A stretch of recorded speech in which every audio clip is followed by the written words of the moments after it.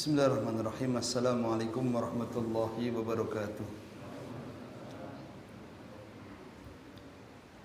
Alhamdulillahi wassalatu wassalamu ala rasulillah wa ala alihi wa sahbihi wa mawalah wa ba'd. Ma'asyiral muslimin wal muslimat rahimani wa rahimakumullah. Kembali kita bersyukur kepada Allah Subhanahu wa ta'ala karena malam hari ini kita masih mendapatkan kenikmatan, mendapatkan anugerah. Dan di antara nikmat anugerah yang sama-sama hendaknya kita syukuri, yaitu anugerah berupa taufik serta kemudahan dalam menjalankan ibadah, terkhusus ibadah yang berupa thalabul ilm. Kedua, tak lupa mengingatkan di saat kita belajar, di saat kita beribadah, jangan lupa banyak-banyak berdoa kepada Allah agar belajar kita, ibadah kita betul-betul diterima di sisi Allah Subhanahu wa ta'ala. Nabi Ibrahim alaihissalam ketika selesai meninggikan pondasi Ka'bah, beliau berdoa, Rabbana taqabbal minna innaka antas sami'ul alim. Ya Rabb kami, taqabbal, terimalah. Walaupun seorang nabi, walaupun seorang kekasih Allah, dalam hati beliau masih ada rasa takut amalannya tidak diterima Allah Subhanahu wa ta'ala. Memang demikian Bapak Ibu, harusnya pribadi seorang mukmin itu jangan pernah merasa aman. Harus selalu tumbuh rasa berharap, berharap akan pahala, berharap akan diterima amal kita di sisi Allah Subhanahu wa ta'ala.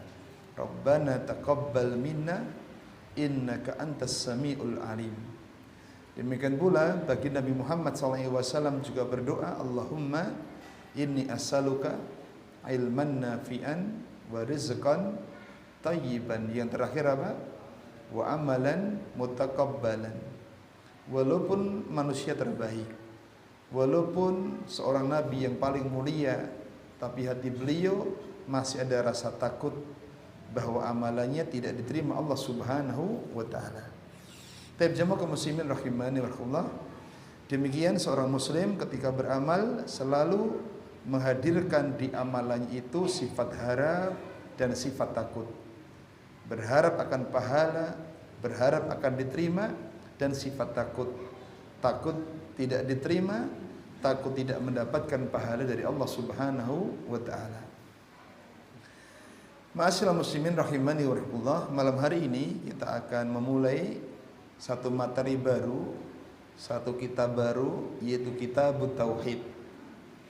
Materi terakhir kita belajar kitab Salasatul Usul Bab Arkanu Iman, tentang rukun iman.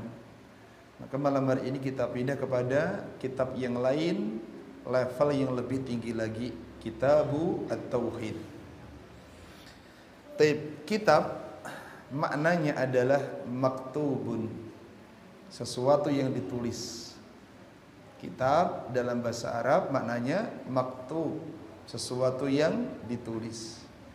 Maka kalau kita Bapak Ibu menyebut istilah kitab, berarti di dalamnya ada apa? Ada tulisannya. Tauhid. Kitab yang berisikan masalah tauhid. Taib jamaah kaum muslimin rahimani Allah, sebagai muqaddimah muncul pertanyaan, kenapa kita harus belajar tauhid? Sebagai muqaddimah, maka kita munculkan pertanyaan, kenapa kita harus belajar tauhid? Siapa yang bisa menjawab pertanyaan ini dan jawaban itu menancap dalam hatinya Bapak Ibu, kokoh dalam hatinya, ini akan menumbuhkan rasa semangat belajar. Ya, menumbuhkan rasa semangat belajar. Sebagaimana Bapak Ibu ketika ditanya, kenapa Bapak Ibu duduk di majelis ilmu ini? Ya, kenapa kita duduk di majelis ilmu ini? Kalau jawabannya itu jawaban yang mengakar dalam hati kita, akan membuat kita istiqomah belajar. Ya. Tapi kalau jawabannya perkara-perkara yang remeh, dan itu tidak menancap dalam hati kita, maka belajar pun tidak akan mudah istiqomah. Tapi kenapa kita harus belajar tauhid? Ini muqaddimah yang pertama. Ada beberapa jawaban masyaallah muslimin. Jawaban yang pertama adalah karena tauhid kunci ibadah. Tauhid kunci ibadah. Ya. Disebutkan para ulama, tauhid adalah kunci ibadah. Maka tanpa tauhid, ibadah akan sia-sia. Tidak ada nilainya. Ibadah sebanyak apapun, ibadah sebesar apapun tanpa tauhid, maka ibadah itu sia-sia. Tidak ada nilainya. Sebagaimana orang ketika sholat, Bapak Ibu sholat 1000 rakaat tapi tidak wudhu, kira-kira sholatnya bernilai tidak? Enggak ada nilainya. Ya, ketika Bapak Ibu sholat sekian ribu rakaat tapi tanpa disertai dengan toharoh, dengan bersuci, maka sholat sebanyak apapun enggak ada nilainya, sia-sia. Sebagaimana ibadah, kalau tidak ada tauhid, maka ibadah itu pun akan sia-sia, tidak ada nilainya. Disebutkan oleh Syekh Muhammad At-Tamimi dalam kitab Qawaidul Arba, kaidah yang 4. Belum mengatakan i'lam annal ibadata la tusamma ibadatan illa ma'at tauhid. Ketahuilah, ibadah Bapak Ibu tidak disebut ibadah, maknanya tidak sah. Ibadah tidak disebut apa? Ibadah. Maksudnya apa? Tidak sah ibadah itu tanpa tauhid. Ya. Sebanyak apapun ibadah kita, cari orang Jawa, semempeng apapun ibadah kita, kalau tanpa tauhid maka tidak sah. Sebagaimana sholat tidak disebut sholat, alias tidak sah sholatnya tanpa toharoh, tanpa bersuci. Walaupun sholatnya sekian ribu rakaat, tapi kalau gak wudhu dulu, sholatnya sah atau tidak? Gak ada nilainya. La sholata liman la wudhu alah, kata Nabi. Gak ada sholat alias tidak sah sholatnya liman la wudhu'ah, bagi yang tidak wudhu. Baik. Kama anna sholata tusamma sholah illam at-taharah, sebagaimana solat Bapak Ibu, sebagaimana solat itu dikatakan solat kalau dia bersama taharah, maka kata beliau fa idza khalla syirku fil ibadah, apabila dakhala syirik itu masuk dalam ibadah, fasadat, maka ibadah itu akan apa? Rusak. Tapi Bapak Ibu, dalam pembahasan yang pertama ini Syekh Muhammad At-Tamimi rahimahullah ta'ala memberikan gambaran yang jelas. Orang yang beribadah tanpa tauhid seperti apa? Seperti orang yang sholat tanpa berwudu. Sholat tanpa wudu tidak sah, maka ibadah tanpa tauhid juga tidak apa? Sah. Insyaallah ya. Saking pentingnya masalah tauhid. Al-Imam As-Sudi rahimahullah ta'ala, disebutkan Imam Ibnu Katsir dalam tafsir Quranul Azim, belum mengatakan bahwa ibadah itu ada yang bermanfaat dan ada yang tidak bermanfaat. Jelas Bapak Ibu? Ibadah itu ada yang bermanfaat, ada yang tidak bermanfaat. Orang-orang musyrik Bapak Ibu itu mengenal Allah. Ya, orang-orang musyrikin mereka juga mengenal apa? Allah. Tetapi tidak bermanfaat. Walaupun mereka meyakini Allah ada, walaupun mereka meyakini Allah yang memberi rezeki, orang-orang musyrikin meyakini itu Bapak Ibu. Tapi itu tidak bermanfaat. Kenapa? Karena mereka masih berbuat syirik kepada Allah Subhanahu wa ta'ala, alias tidak apa? Bertauhid. Masya Allah. Maka Bapak Ibu rahimanullah, bersyukurlah siapa yang di sisa-sisa umurnya Allah berikan hidayah, kita bisa belajar masalah tauhid, difahamkan masalah tauhid, dan juga bisa mengamalkan dalam kehidupan kita sehari-hari. Ya, di luar banyak Bapak Ibu orang yang sholat, ya, orang yang sembahyang, tapi mereka masih apa? Berbuat syirik kepada Allah Subhanahu wa taala.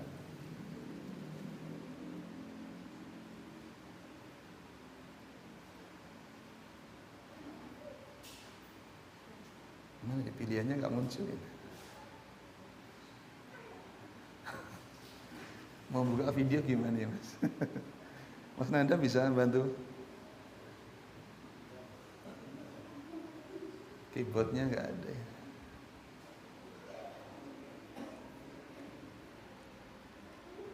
Harusnya di atas ini ya? Hah?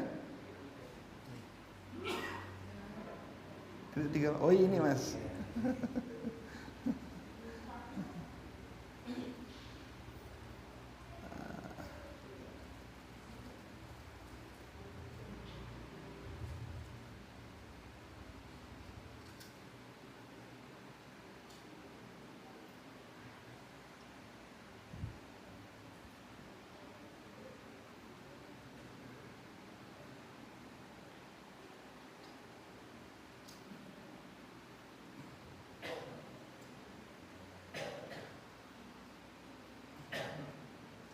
Mana Bapak Ibu?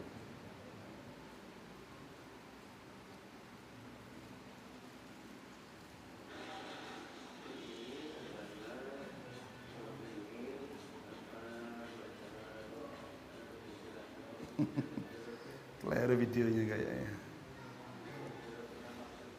Keliru tayangan.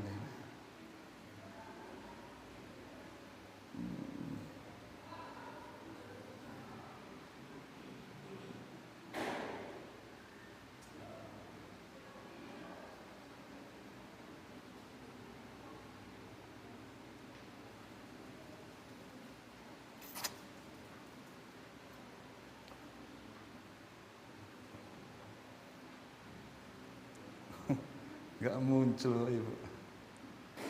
Tep, kita tunda dulu. Tep, lanjutkan dulu. Berikutnya Allah Subhanahu wa taala sebutkan dalam surat Az-Zumar ayat yang ke-65, kata Allah Subhanahu wa taala, "Wa laqad uhiya ilaika wa ilal ladzina min qablika la in asyrakta la yahbatanna 'amalu." Sungguh telah aku wahyukan kepadamu dan kepada nabi-nabi sebelummu, apa kata Allah? La in asyrakta, jika kamu berbuat apa? Kesyirikan, la yahbatanna, betul-betul akan terhapus amaluka, amalanmu.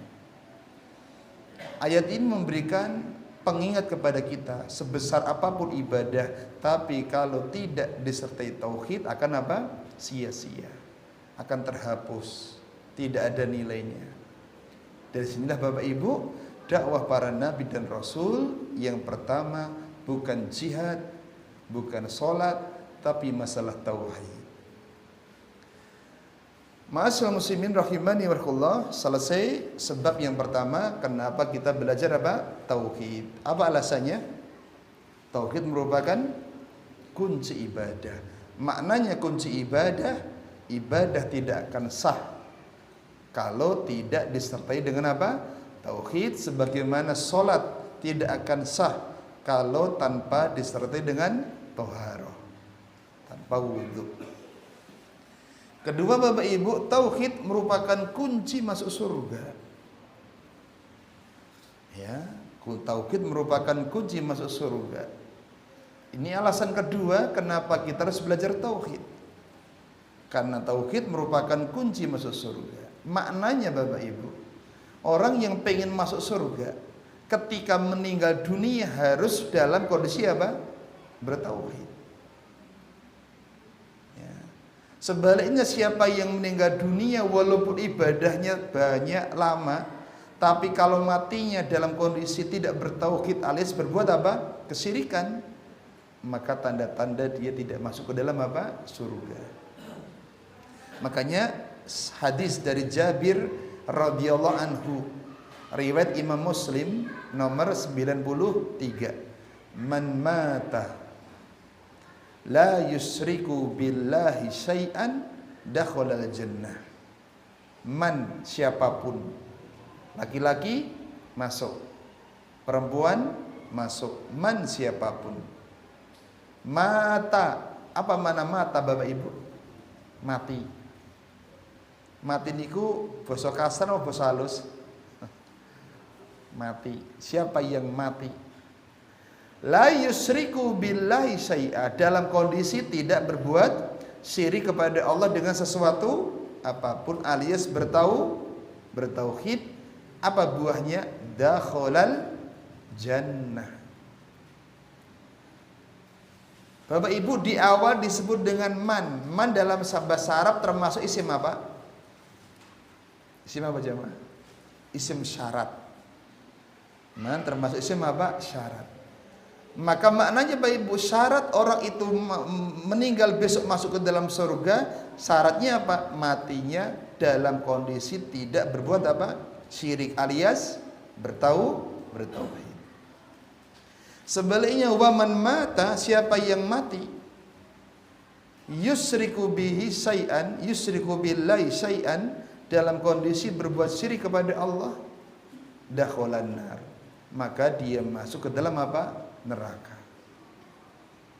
Dari sini para ulama memberikan pelajaran, kunci masuk surga adalah tauhid. Maka siapa yang ingin masuk surga, yuk kita sama-sama berharap, berdoa kepada Allah supaya wafatnya betul-betul di atas apa? Tauhid. Tapi Bapak Ibu, biar ada yang membekas, saya baca hadisnya ditirukan. Man mata, ayat, la yusriku billahi syai'an dakhalal jannah. Wa man mata yusriku billahi syai'an dakhalan nar. Sekali lagi, man mata la yusriku billahi syai'an dakhalal jannah. Wa man mata yusriku billahi syai'an dakhalan nar. Mas Darji dibaca.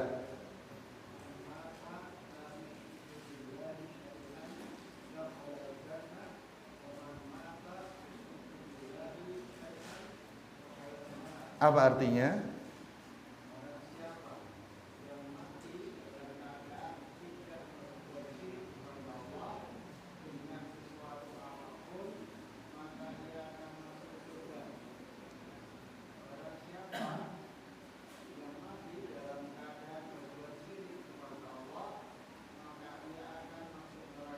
Baik Mas Darji, di dalam hadis ini ada dua faedah. Sebutkan satu saja.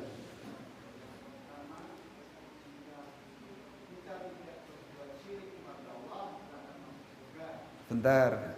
Jika kita tidak berbuat syirik kepada Allah, masuk surga. Gitu Mas Darji? Betul Bapak-bapak? Kalimat ini sempurna atau belum? Mana yang belum sempurna nih? Ayo Mas Yanto, sempurnakan. Ini nggak boleh salah loh Bapak Ibu. Nanti pulang bawa ilmu kurang pas, bahaya nanti. Ayo Mas Yanto, gimana yang pas? Dua faedah, satu aja. Walah gue bahasa Jawa.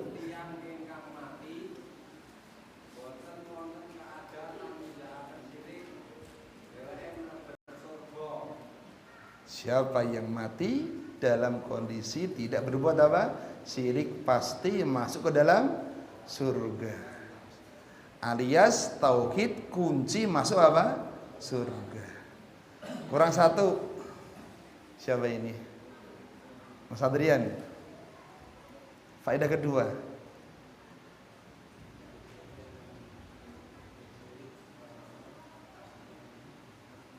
Siapa yang berbuat syirik kepada Allah pasti masuk neraka. Betul Bapak Ibu? Sempurna? Weh, siapa yang belum tadi?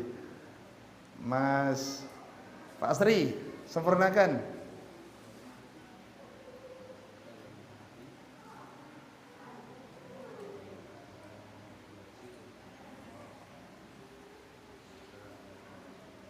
Baik, siapa yang mati harus ada kata apa? Mati. Siapa yang mati dalam kondisi berbuat apa? Syirik. Dia pasti masuk apa? Ada pula lafaz siapa yang berbuat syirik dia masuk neraka, pas atau tidak? Belum tentu. Dilihat akhir hidupnya.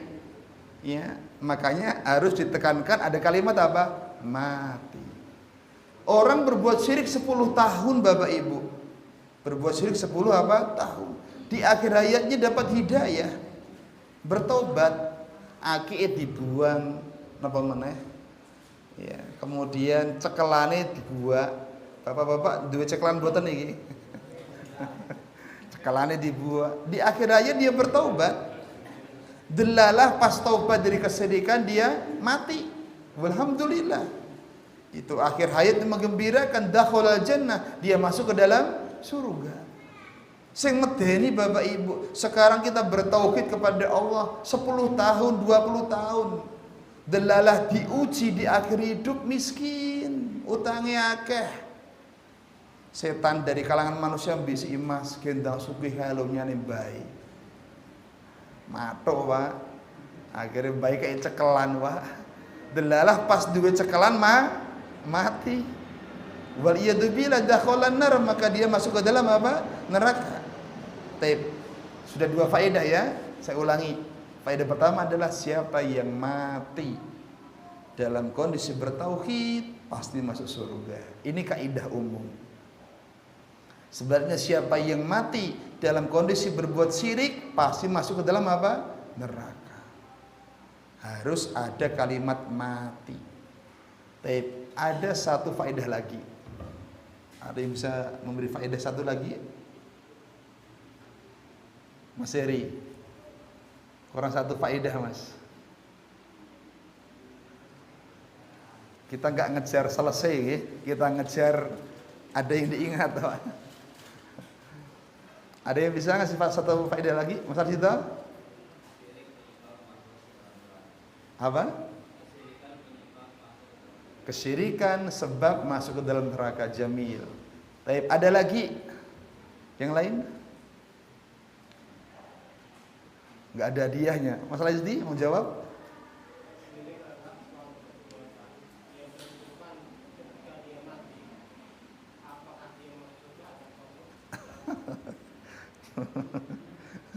Ya, jelahir. Ada lagi? Baik. Waktunya habis nanti. Faedah terakhir adalah innamal a'malu bil khawatim. Faedah yang paling pokok adalah amalan itu yang menentukan apa? Penutupnya. Ya, maka Nabi mengatakan man mata, siapa yang mati dalam kondisi tidak berbuat syirik masuk surga, penutup yang menentukan. Sebaliknya man mata yusyriku billah, siapa yang mati berbuat syirik masuk neraka, penutupnya yang menentukan. Maka faedah yang paling penting yang terakhir adalah innamal a'malu bil khawatim. Amalan itu yang menentukan penutupnya. Dan Bapak Ibu, kita enggak tahu kita besok menutup hidup kita dengan apa. Makanya yuk terus kita belajar, kita amalkan, dan yang paling pokok banyak-banyak berdoa kepada Allah Subhanahu wa taala. Pertanyaan Bapak Ibu, ada seorang yang beribadah selama 70 tahun, lama. 70 tahun kok, Pak. Nek bapak-bapak umur 70 tahun berarti tong mriki sinten, Pak? Dereng enten to, Pak Dodi pinten? Swidak to, Pak? Nah iya, orang enak 70 kok. Ada orang ibadah selama 70 tahun. Kemudian dia mati dalam keadaan berbuat syirik. Pertanyaannya, surga atau neraka? Kenapa? Ngibadah 70 tahun itu? Karena amalan yang menentukan penutupnya. Makanya doa yang nggak boleh kita tinggalkan adalah doa agar diberikan akhir yang baik. Sudah apa kemarin doanya? Allahumma ahsin. Apa kemarin? Allahumma ahsin akibatana fil umuri kulliha. Saking pentingnya waktu akhir Bapak Ibu, Nabi mengajarkan doa, Allahumma ya Allah ahsin, perbaguslah akibatana fil umuri kulliha, di setiap akhir urusan kami. Minta diperbagus urusan akhir kita, termasuk umur. Dikasih umur akhir juga umur yang baik, dikasih amal akhir juga amal yang baik. Maka jangan remehkan doa. Baik, jemaah kaum muslimin rahimani wa rahimakumullah. Berikutnya yang ketiga. Kenapa kita belajar tauhid? Sebab yang ketiga adalah tauhid sebab dilipat gandakan pahala. Tauhid sebab dilipat gandakan pahala. Semakin tauhidnya bagus, semakin besar pahalanya. Ya, saya tanya Bapak Ibu, manusia di jagat raya ini siapakah yang tauhidnya paling bagus? Siapa Bapak Ibu? Tentunya para nabi. Maka pahala mereka paling apa? Besar. Setelah itu siapa? Para sahabat. Maka kita tidak akan mungkin mampu mengalahkan amalannya para nabi, tidak akan mungkin mampu mengalahkan amalannya para sahabat, walaupun kita berinfak emas sebesar gunung Uhud. Karena dulu ketika mereka beramal dilandasi dengan tauhid yang kuat. Ya, jadi tauhid sebab dilipat gandakan pahala. Allah sebutkan dalam surat Al-Baqarah ayat 261 tentang ayat sedekah. Kata Allah Subhanahu wa taala, "Matsalul ladzina yunfikuna amwalahum fi sabilillah." Permisalan orang yang meninfakkan hartanya di jalan Allah, kamatsali habbah. Harta yang dia infakkan itu seperti habbah. Napa habbah, Pak? Biji. Seperti sebutir benih biji, Pak. Apa yang kita infakkan seperti apa? Biji. Ambatat sab'a sanabila. Kemudian biji itu tumbuh menjadi 7 bulir. Kata Bapak Ibu nandur kacang, pinten sing ditandur, Pak? Telu panene lebih dari 3. Fi kulli sumbulatin mi'ata habbah, di setiap bulir maka tumbuh lagi 100 biji lagi. Allah tutup ayatnya, wallahu yudha'ifu liman yasha. Sahihnya di sini, Pak. Wallah dan Allah yudha'ifu. Apa yudha'ifu? Melipat gandakan liman yasha, bagi orang yang dikehendaki. Ya. Baik, apa makna yudha'ifu liman yasha? Akan disebutkan nanti insyaallah taala. Jemaah kaum muslimin, dalam ayat ini ada beberapa faedah. Satu apa?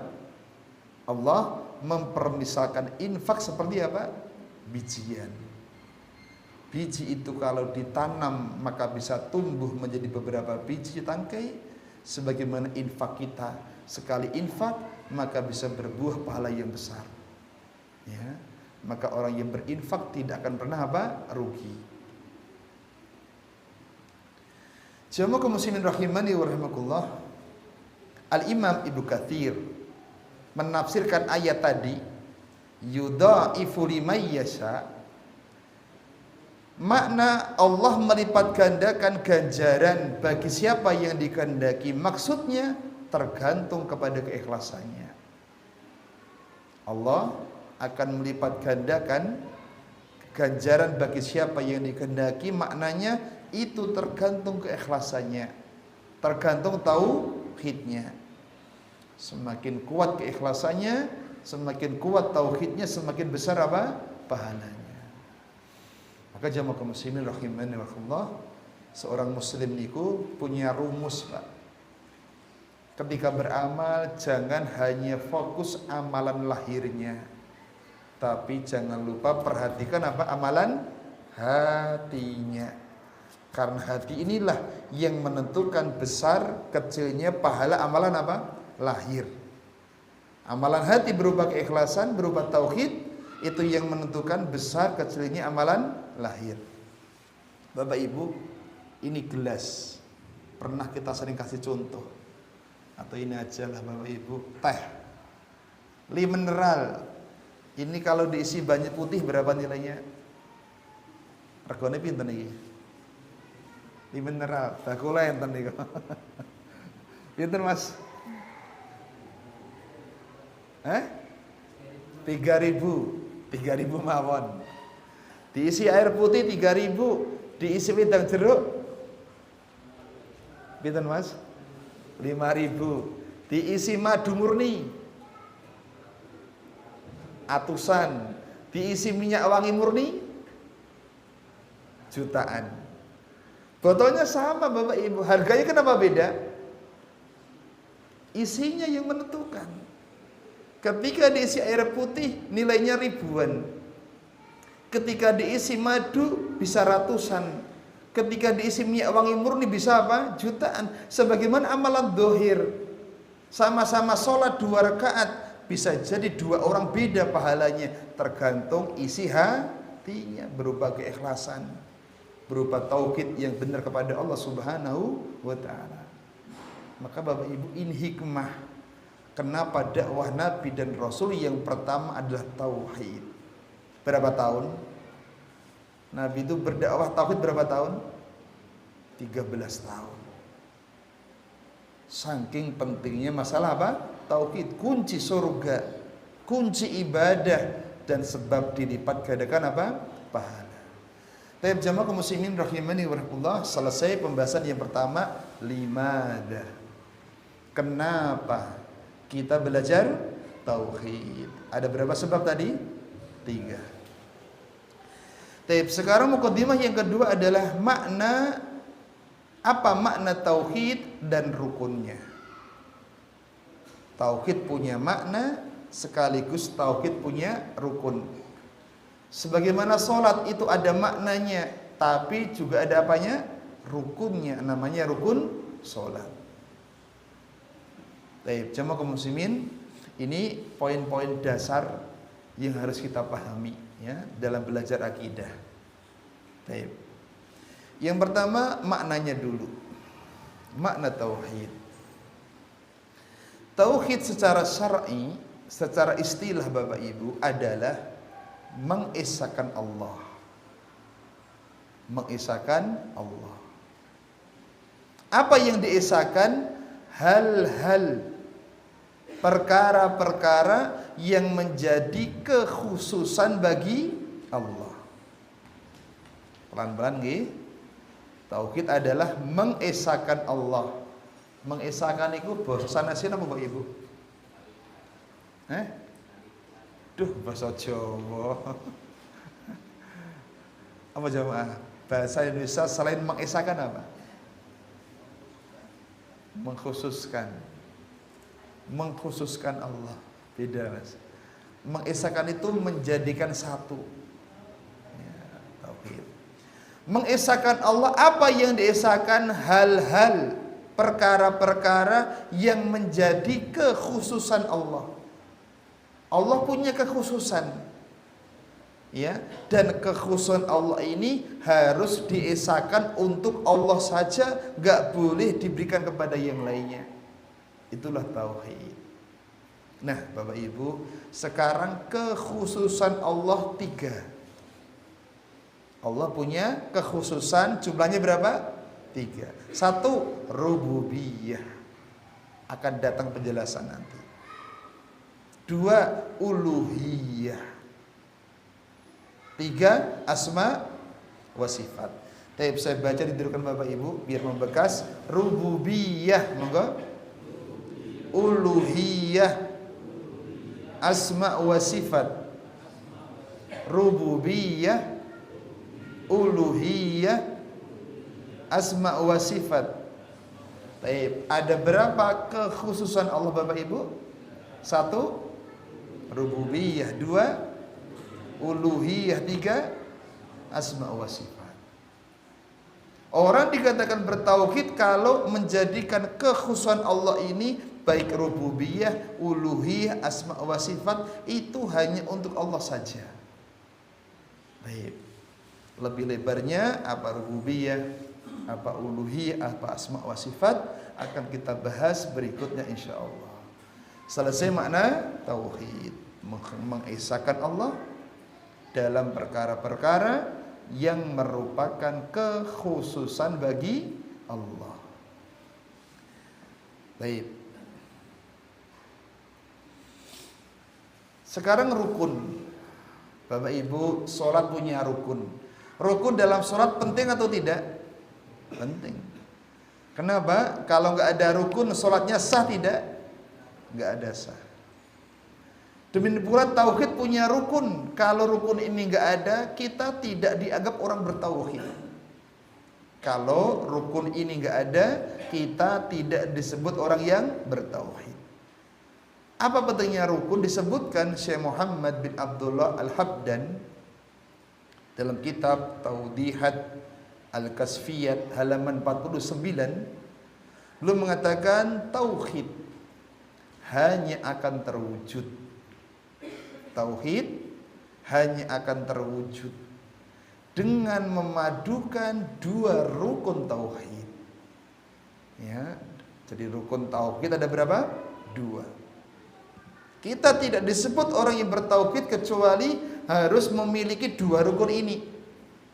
Dipadukan, gak boleh salah satunya. Apa dua rukun itu? Satu, penolakan, bahasa Arabnya nafi. Yang kedua, penetapan, bahasa Arabnya itsbat. Akan dibahas rukun nanti. Ini pentingnya rukun apa? Tauhid. Seorang tidak disebut orang yang bertauhid kecuali mengumpulkan dua rukun. Satu, penafian atau penolakan. Kedua apa? Penetapan. Bapak Ibu, berarti rukun tauhid ada berapa? Dua. Hilang satu boleh enggak? Tidak boleh. Harus digabung dua-duanya. Tapi lebih lanjut, apa itu rukun tauhid kita bahas. Kalimat tauhid Bapak Ibu bunyinya adalah la ilaha illallah. Nek kalimat takbir bunyinya Allahu Akbar. Kalimat tasbih bunyinya subhanallah. Kalimat tauhid la ilaha illallah. Ketika Bapak Ibu sudah sepakat dan memaklumi kalimat tauhid bunyinya la ilaha illallah, maka rukun tauhid diambil dari kalimat ini la ilaha illallah. Rukun tauhid ada dua, diambil dari kalimat la ilaha illallah. Taib. Bapak Ibu, apa makna la ilaha illallah? Tidak ada sesembahan yang benar kecuali Allah. Tidak ada sesembahan yang benar kecuali Allah. Taib. Rukun yang pertama adalah an-nafyu atau peniadaan. Ini diambil dari lafaz la ilaha. Taib, Bapak Ibu, apa makna la ilaha? Tidak ada sesembahan yang benar. Orang yang mengatakan tidak ada sesembahan yang benar, ini mengandung makna peniadaan. Dia menolak, meniadakan, pokoknya tidak ada sesembahan yang benar. Maka maksudnya Bapak Ibu dalam kalimat la ilaha adalah orang yang mengucapkan la ilaha illallah atau orang yang bertauhid harus meninggalkan ibadah kepada selain Allah, harus meniadakan. Ya. Bahasa Arab, bahasa Indonesia. Ulangi dulu rukun tauhid di berapa? Dua. Bahasa Indonesia mau yang satu apa? Peniadaan. Peniadaan. Kedua? Penetapan. Penetapan. Tirukan. Peniadaan, bukan? Peniadaan. Penetapan. Peniadaan. Penetapan. Ada berapa rukun tauhid? Dua. Satu? Peniadaan. Kedua? Penetapan. Maka orang dikatakan bertauhid, satu, dia meninggalkan ibadah kepada selain Allah. Ini rukun yang mana? Peniadaan. Pokoknya enggak ibadah kepada selain Allah.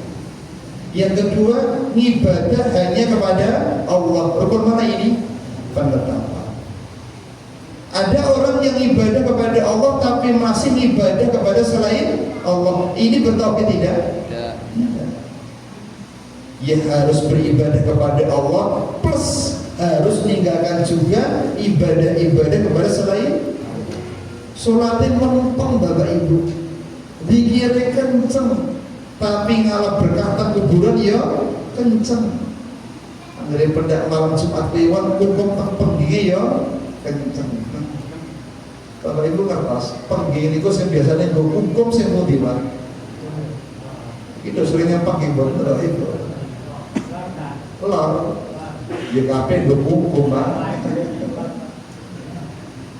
Riyen nate kula esuk teng mriko sing bunderan niku Pak. Kadang kesehatan kembang-kembang ini. Dengan belum kita serem. Maka orang yang sholatnya mempeng, dikirnya mempeng, tapi kok masih ngalah berkah ibadah kepada selain Allah, bukan orang bertauhid. Sebab dikatakan bertauhid harus mengumpulkan dua rukun, meninggalkan ibadah kepada selain Allah dan hanya beribadah kepada Allah saja. Selesai pembahasan rukun tauhid. Masya muslimin rahimakumullah, demikian pembahasan kita. Ini masih muqaddimah. Kita belum masuk pada kitab, ya, belum masuk pada kitab, baru apa? Muqaddimah. Ya, jazakumullah khairan, semoga bisa dipahami dan semoga bisa bermanfaat dan sabar, ya, sabar dalam belajar kitab tauhid. Walaupun Bapak Ibu sudah pernah belajar, harus belajar lagi. Karena sudah lama kita tinggalkan pelajaran itu, bisa jadi banyak yang hilang, banyak anak melalai, harus diperbarui lagi. Terakhir mengingatkan hari Jumat besok ada kuliah taklim juga di sini bersama Ustaz Ibnu Said insyaallah taala dengan materi akhlak. Pada isanya Bapak Ibu, khususnya Bapak, ada pelajaran taksin bersama Ustaz Yanto. Bagi yang ingin belajar bahasa Arab ada pelajaran Turusulullah, namun sudah masuk sedip kedua. Insyaallah setiap Kamis dan Jumat pada maghrib ada taklim umum, pada isanya ada dua halaqah. Halaqah bahasa Arab sama halaqah apa? Taksin. Terbuka untuk siapapun yang mau ikut di dalam. Dan semoga dengan banyaknya majelis ilmu tempat ini jadi sebab keberkahan dan kebaikan untuk kita semua. Banyak gelapnya, banyak orang yang mau dimaafkan. Subhanallah wa bihamdihi, asyhadu an la ilaha illa anta, astaghfiruka wa atubu ilaik. Assalamualaikum warahmatullahi wabarakatuh.